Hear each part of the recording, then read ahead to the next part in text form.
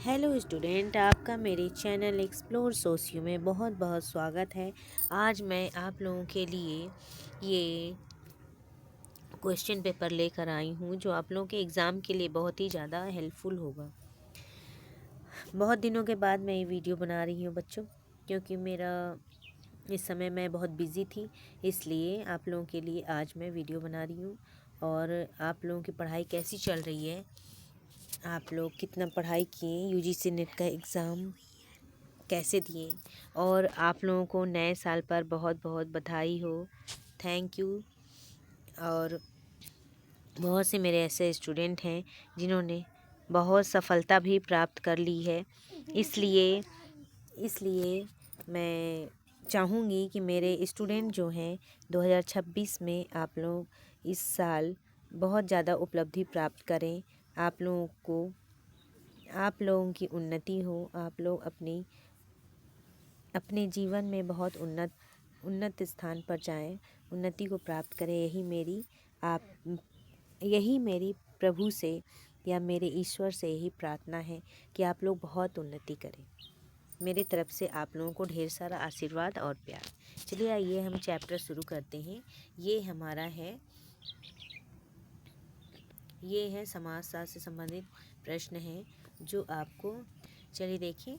समाज निम्न में से किसने जाति स्त्रीकरण में श्रेणीकरण की अवधारणा का प्रतिपादन किया है? तो वो है लुईस डुमोंट।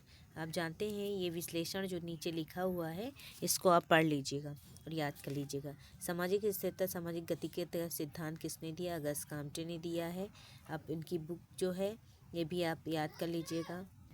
वैधानिक विधि का विशिष्ट लक्षण निम्नलिखित में से कौन सा नहीं है?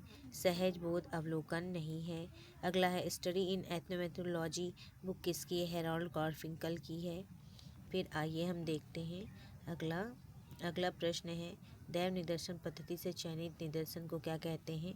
इसे कहते हैं एक प्रतिनिधि होगा। अगला है पर्यावरण सम्मेलन रियो 1922 मुख्यतः किस पर केंद्रित था? प्रोत्साहन योग विकास पर केंद्रित था। व्यक्तिगत अध्ययन की किसी भी सामाजिक इकाई, चाहे वह एक व्यक्ति हो, परिवार हो, संस्था हो, सांस्कृतिक अथवा समस्त जाति के जीवन का अनुसंधान या उसकी विवेचना करने को कहते हैं। इसका उद्देश्य इन तत्वों का निश्चय करना है कि जो इकाइयों के जटिल व्यवहार अथवा समूह को व्यवहार विधि या इकाई अपने समूह के संबंधों को स्पष्ट करते हैं। ये किसने परिभाषित किया है? तो ये किया है पॉलिन कोलिंडा ने। अगला आप देखें, इसका है अगला प्रश्न है निम्नलिखित में से कौन सा सामाजिक संरचना का तत्व नहीं है? उपसंस्कृति नहीं है।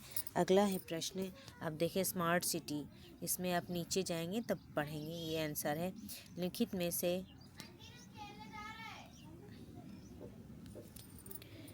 में से तथ्य संकलन का प्राथमिक स्रोत कौन सा है? उत्तरदाताओं से सीधा साक्षात्कार। फिर अगला है पूर्वांचल राज्य के गठन की मांग प्रतिनिधित्व करती है। प्रांत के अंदर क्षेत्रीयता। अपनों से बड़ों का सम्मान करना क्या है? सामाजिक मूल्य है। ठीक। अगला देखें प्रश्न है,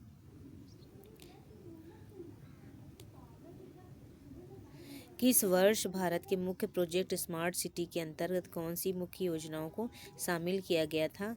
तो ये है आपका स्मार्ट सिटी और अमृत योजना। संस्कृति की अनुभूति दृष्टिकोण से व्याख्या करने वाले प्रतिनिधि विचारक कौन से हैं? तो ये है सोरुकीन। Modernisation of Indian tradition book, ये है योगेन सिंह की। आप जानते हैं योगेन सिंह हमारे भारतीय अर्थशास्त्री हैं जिन्होंने बहुत महत्वपूर्ण भूमिका निभाई है मॉडर्नाइजेशन और मॉडर्नाइजेशन ऑफ इंडियन ट्रेडिशन पुस्तक योगेंद्र सिंह की है जो 1973 में लिखी गई थी। अगला देखें 2011 की जनगणना में भारत में नगरीय जनसंख्या का प्रतिशत कितना है? 31.16% है। ग्रामीण जनसंख्या अगर हम देखें तो ये 68.8% है। अगला आप देखें कि किसने मलिन बस्तियों की आपराधिक क्रियाओं को वचनहीन अपराध का नाम दिया है? वो है टाफ्ट ने दिया है। फिर ज्ञात अज्ञात इच्छाओं को आत्महत्या का कारण किसने माना है? तो रूथ केविन ने माना है।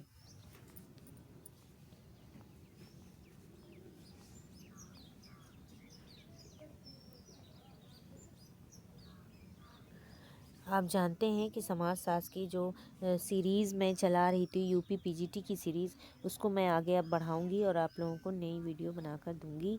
और आप लोगों के लिए बहुत ही ज़्यादा हेल्पफुल होगा ये समाजशास्त्र की जो एमसीक्यूज़ वगैरह मैं दे रही हूँ। ये आपके किसी भी एग्ज़ाम में, हर एग्ज़ाम के लिए बहुत ही यूज़फुल होगा ये वीडियो आप लोगों के लिए।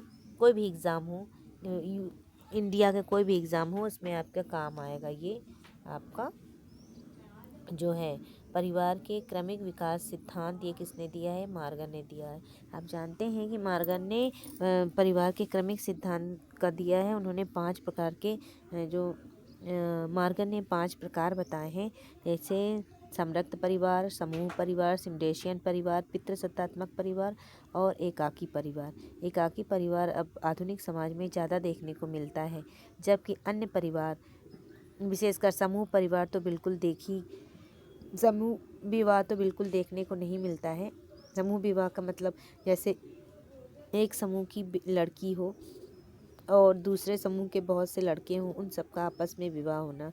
लेकिन आजकल जो गवर्नमेंट के द्वारा, यूपी गवर्नमेंट के द्वारा चलाया जाता है समूह विवाह, वो अलग कैटेगरी का विवाह है, लेकिन ये समूह विवाह अलग है जो मार्गन ने बताया है। इसका डिटेल आप यूजीसी नेट का जब आप पेपर पढ़ेंगे या आप इसका डिटेल पढ़ना चाहें तो कहीं भी पढ़ सकते हैं। परिवार के क्रमिक विकास का सिद्धांत मार्गन ने ही दिया है। उन्होंने बताया है कि परिवार का प्रारंभिक स्वरूप से लेकर अब तक के स्वरूप में कितना अंतर आया है। तो इस तरह से आपने देखा कि ये है समाज के संबंध में परिस्थिति संबंध के आधार पर एच.एम. मैन ने कहा है। समाज में संबंध परिस्थिति के अनुबंध के आधार पर होता है, ऐसा हाईमैन ने बताया है। आप जानते हैं सामाजिक स्त्रीकरण का सिद्धांत वेरी इम्पोर्टेंट सिद्धांत है, जो आपके एग्ज़ाम, किसी भी एग्ज़ाम के लिए बहुत हेल्पफुल होगा, चाहे वो पीजीटी एग्ज़ाम हो, चाहे असिस्टेंट प्रोफेसर का कोई भी एग्ज़ाम हो। बच्चों, अब आप तैयारी पर जुट जाइए, आराम से मत बैठिए।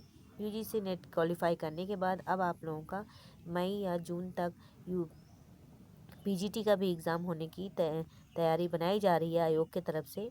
और आप लोगों के जीडीसी का एग्ज़ाम, जीआईसी का एग्ज़ाम भी लगभग शायद वहीं तक पहुंच जाए, मई तक हो सकता है।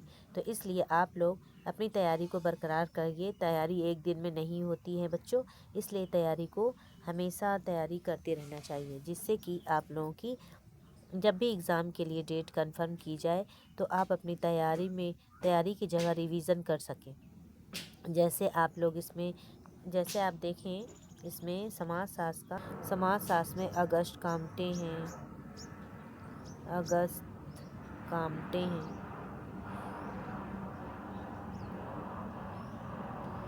कामटे हो गए।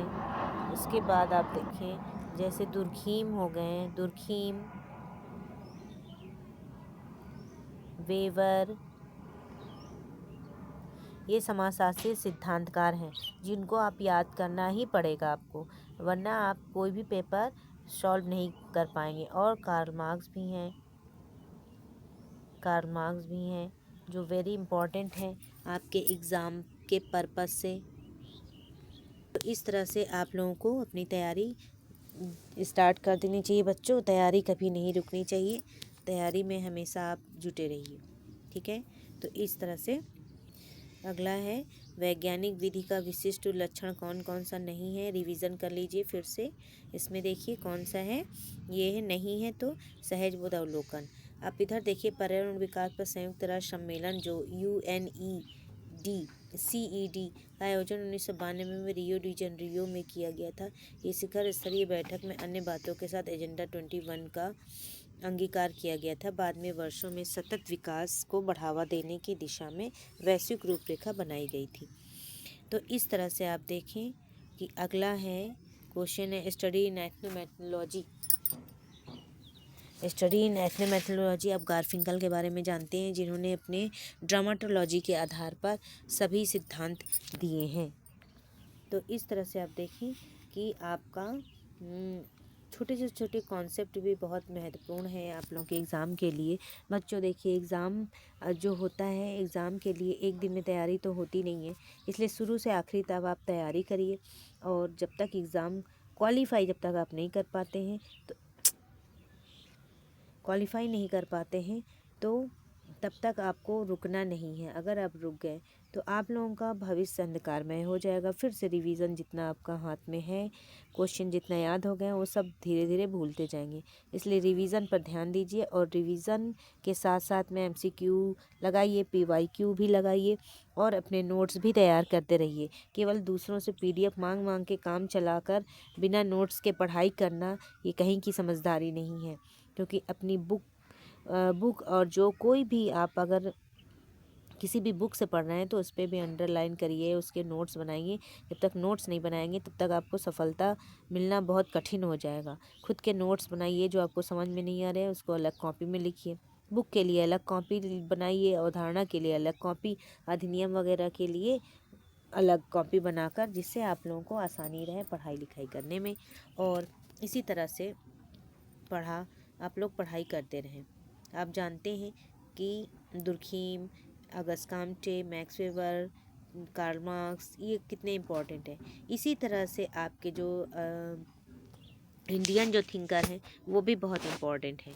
इंडियन थिंकर में आप स्टार्ट करिए, जैसे कि राधाकमल मुखर्जी, इरावती कर्वे हैं, घुरिये हैं, एम.एन. श्रीनिवास हैं और B.R. अम्बेडकर है, महात्मा गांधी हैं, A.R. Desai, I.P. Desai, Andre वेतेई हैं, योगेंद्र सिंह हैं, D.P. मुखर्जी है, एम.एन. श्रीनिवास हैं, मैकिंग मेरिट है, लुइस डुमोंट हैं। ये सब भारतीय समाजशास्त्री हैं और भारतीय समाजशास्त्री बहुत इंपॉर्टेंट होते हैं बच्चों। अब तो UGC नेट में भारतीय समाजशास्त्री से बहुत ज़्यादा क्वेश्चन पूछे जाने लगे हैं। इसलिए आप अपनों UGC नेट की तैयारी अगर करना है तो भारतीय समाजशास्त्री को भी पढ़ना पड़ेगी। UGC नेट में सिलेबस में वैसे भी मेंशन है 4 समाजशास्त्री, पाँच समाजशास्त्री मेंशन है, जैसे गांधी हैं, अम्बेडकर हैं, घुरिये हैं, एम.एन. श्रीनिवास है, इरावती कर्वे हैं। इस तरह से 5 हैं, लेकिन पूछे बहुत जाते हैं। थैंक यू बच्चों, आपका मेरे चैनल पर आने के लिए और मेरी वीडियो को शुरू से आखिरी तक देखने के लिए। थैंक यू सो मच बच्चों, थैंक यू सो मच।